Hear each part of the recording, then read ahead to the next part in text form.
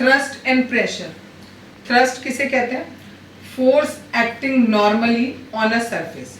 Simple सी बात, अगर कोई भी आपके पास सरफेस है और उस सरफेस पर आप 90 डिग्री के एंगल पर जो फोर्स लगाते हो उस फोर्स को ही हम थ्रस्ट कहते हैं। यानी जो थ्रस्ट है और जो फोर्स है वो दोनों चीज़ें एक ही हैं, बस केवल इतना सा अंतर है, जो फोर्स होता है वो आप किसी भी डायरेक्शन में लगा सकते हो, और जब हमने उस फोर्स को 90 डिग्री के एंगल पर लगाया देन इट इज थ्रस्ट। तब हम उसी फोर्स का नाम रख देते हैं थ्रस्ट। सपोज ये आपका कोई सरफेस है, इस सरफेस पे आपने हो सकता है यहाँ से धक्का लगाया है इसको, ठीक, फोर्स लगाया है इसके ऊपर, हो सकता है आप ऐसे टेढ़ा करके फोर्स लगाए हो, ठीक।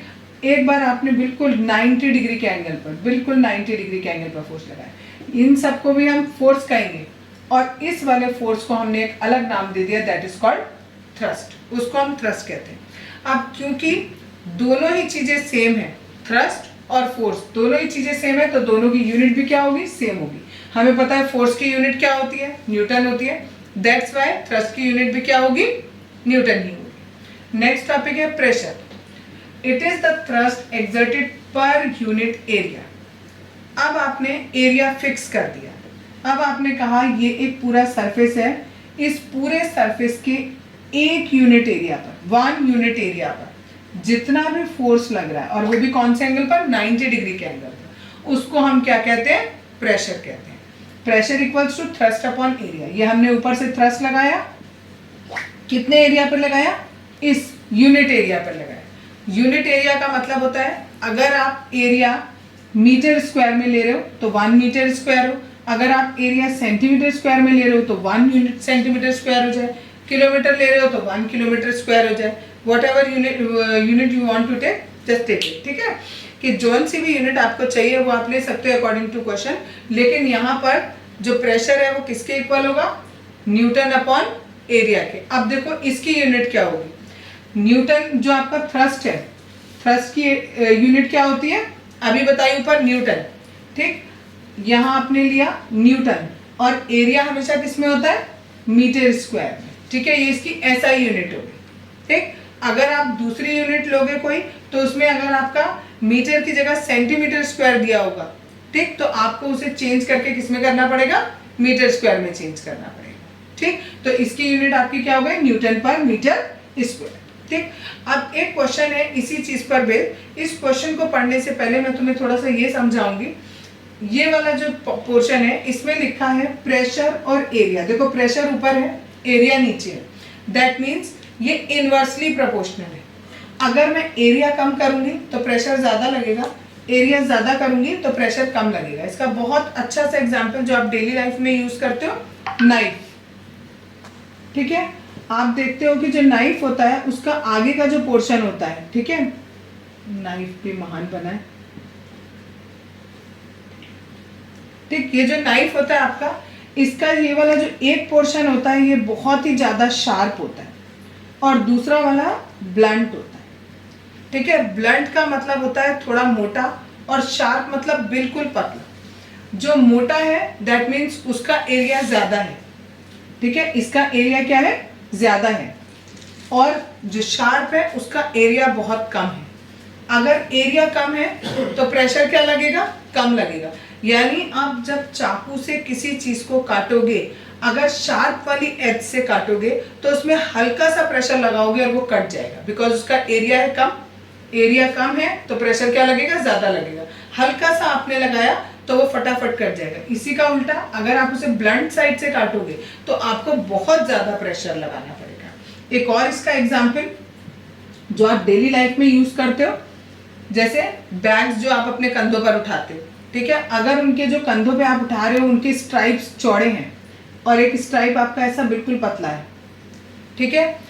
अगर आप चौड़े स्ट्राइप वाला बैग लोगे तो एरिया बढ़ गया, एरिया बढ़ेगा तो प्रेशर क्या हो जाएगा? कम हो जाएगा। आपके कंधों पर प्रेशर कम लगेगा अगर ये स्ट्राइप कैसी होगी? चौड़ी होगी, ठीक। और अगर स्ट्राइप पतली होगी तो आप पर प्रेशर ज्यादा लगेगा। इसका आप डेली यूज में बहुत अच्छा एग्जाम्पल एक और देखते हो। आप कभी कोई सामान जैसे दुकान से खरीद के लाते हो, अगर उस कोई पॉलिथीन है जिसकी स्ट्राइप्स बहुत पतली पतली हैं, आप उठा के लेके आते हो तो फिंगर्स पे निशान बन जाते हैं, ठीक है। यानी उस पर प्रेशर आपका बहुत ज्यादा लग रहा है। ठीक, तो एरिया अगर हमारा कम तो प्रेशर होगा ज्यादा, एरिया होगा ज्यादा तो प्रेशर होगा कम। अब देखो क्वेश्चन क्या पूछा है, क्वेश्चन हमसे ये पूछा है when you stand on loose sand your feet go deep into the sand. जब आप रेत पर खड़े होते हो, रेत कैसी है, लूज है, मीन्स सूखी हुई है रेत, ठीक, उसके ऊपर आप खड़े होते हो तो आपका पैर जो है वो रेत के अंदर घुसने लगता है।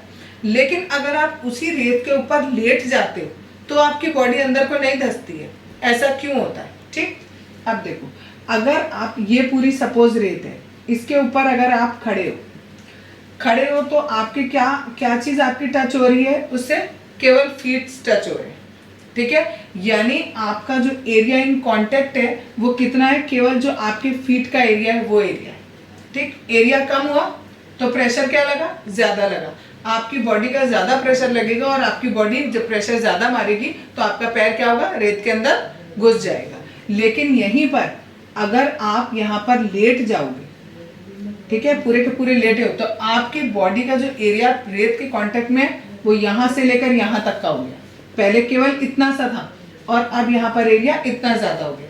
जब एरिया ज्यादा हो गया तो प्रेशर क्या हो जाएगा, कम हो जाएगा। प्रेशर कम हो जाएगा तो आपकी बॉडी जो है वो रेत के अंदर धंसेगी नहीं। क्लियर? नेक्स्ट है इसमें अगला टॉपिक है that is pressure in liquid. Pressure in liquid में आपका जितने भी लिक्विड्स होते हैं और गैसेस होते हैं उन्हें हम फ्लूइड कहते हैं। एक चीज इसमें और टर्म आता है that is called buoyancy. The upward force exerted by a liquid on an object immersed in it is called buoyancy.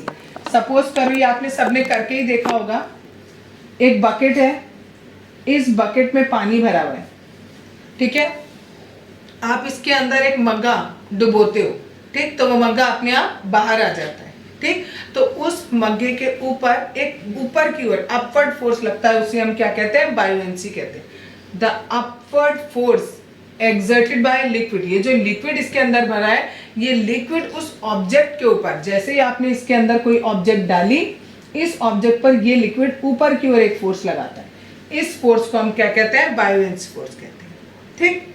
अब इसी पर एक क्वेश्चन आता है, व्हाई नेल सिंक।